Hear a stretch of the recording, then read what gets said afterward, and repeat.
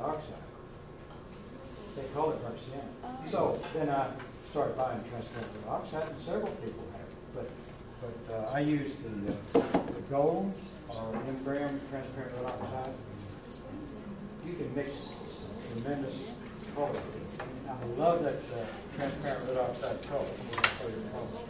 Okay, I was going to tell you, I was going to mix something. We don't need any black on there, but let me put some on there. It's just straight black. Well, it's mixed with Okay. red I don't have black on my palette. I was going to say, but then that's the red oxide.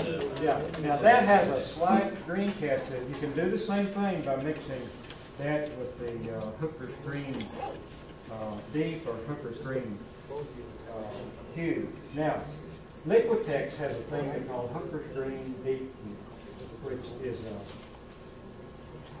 really a beautiful deep green. Okay, here we go. All right, let's just put a little right there. It's a little warmer than this stuff that I've been using, but it is so neutral.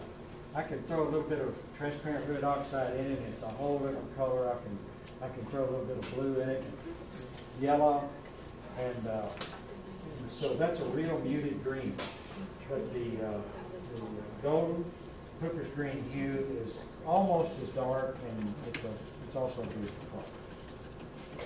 So, What do you use for your gold, your yellows, like in your painting behind the warm yellow colors? Well, there's an awful lot of cat yellow, probably light in that, and this is probably glazed a couple of times. It's glazed with a little bit of green that kind of didn't want the yellow green. This has some strange colors in it. I don't know. We kind of got carried away with it because the players were playing and we got to do good and all that. You talk about pressure. That's why I took 2 days on that. Just trying to, because if it's going to be in the magazine, we've got to make sure that they know what's good. Yeah. But then that just won a. Well, it was only $200. There was a prize in a New York show, and so I don't know. Okay, one thing I'll demonstrate up here, but we won't get into it very much. But I'll show you how I do kind of like an oil painter. I will usually put a wash over the sky just to subdue the white just a little bit, but then I will take. And in this case, I will probably use gesso. All gesso is titanium white, acrylic medium, and a lot of chalk. Got a lot of fillers. It's like a cheap acrylic paint. If you buy that, you think you're getting a big tube like this, you're in the bargain, you're getting a lot of chalk. Okay, but I'm going to mix a little bit of blue. And I can mix that blue depending on whether I want that sky to look opaque. If that bothers me, then I'll mix this a little lighter than I really want it, and then I'll come back in with a little bit of transparent glaze over it. Now let's put a little bit of green in there. You can't see the palette, but I'm mixing palette.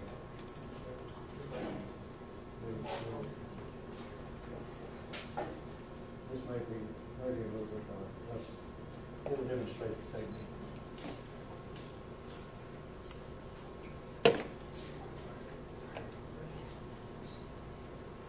Again, if this begins to look too opaque, I can come back and yeah, that needs to be lighter than that.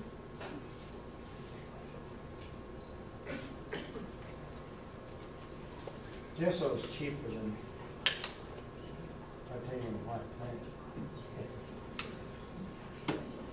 College students like that. You want to do a snow scene where it's still snowing? Or just get that gesso out and just slide it like that. It's kind of fun.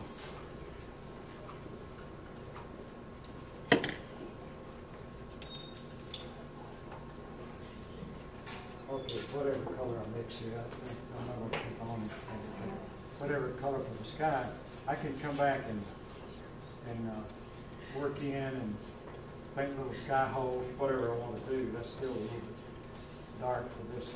Well, this is just not dark enough. I don't have that finished. But this lets you see how I can work those edges. So they're kind of ragged when I first put them on because I was wanting to be kind of free. And let's take a spot right in there, for instance. See, I can knock that. It's still not. See, this is not dark enough.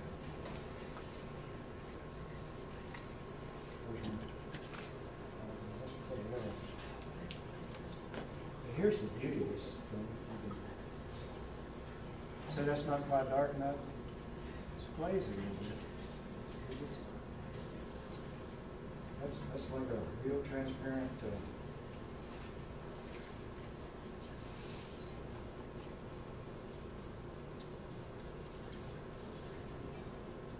When it dries, if it's not dark enough, well then do it some more.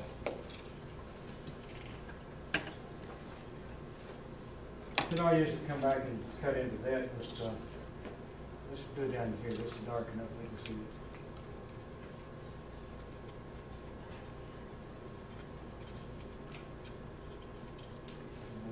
Be careful if we're going in the skyline, the edge of the background trees. I don't want them to be too hard edge. Hard edges are easy to get and sometimes hard to do with visually. They stop the eye from moving across the painting like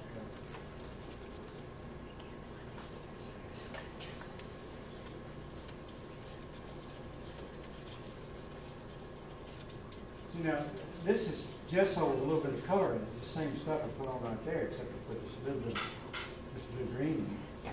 So when that dries, I can go ahead and, like I said, and blaze it a little bit, and do whatever I want with it. As a matter of fact, I could get away without titanium white and just use gesso for creating opaque colors. Anyway, you see the technique. Okay, any other techniques here you want me to get right quick? When you're saying blue-green, is that the color of the paint? That green? I put a little bit of, I put ultramarine blue. That's on blue. I use ultramarine blue. Okay. With just a touch of cad yellow medium. Which green is this little bit. Now, you all know, anybody who's painted very long knows that skies are not pure blue. Even if you think it is, you put it in your painting, it just scream at you. So you want to do something to get a little more harmony between the colors that are in there. Another thing about as you work through the painting, and if I were thoughtful here and working seriously, I'd echo some of these, like the red. This is not red here, but it is that transparent red oxide mixed with other things. I'd begin to echo that through this thing, so that I don't have one spot over here got quite a bit of that red on. Over here there's a lot more yellow, and I'll bounce that around to unify the painting. But if we want to finish out this, let me just get some heavier duty stuff here.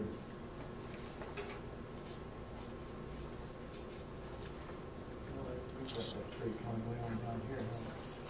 The background's too dark for it when I do this. But I like to do foliage. It's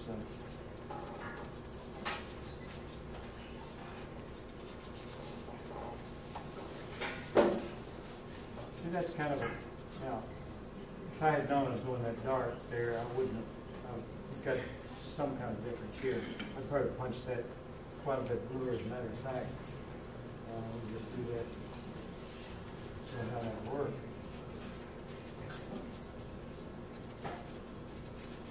Now, see, the nice thing about this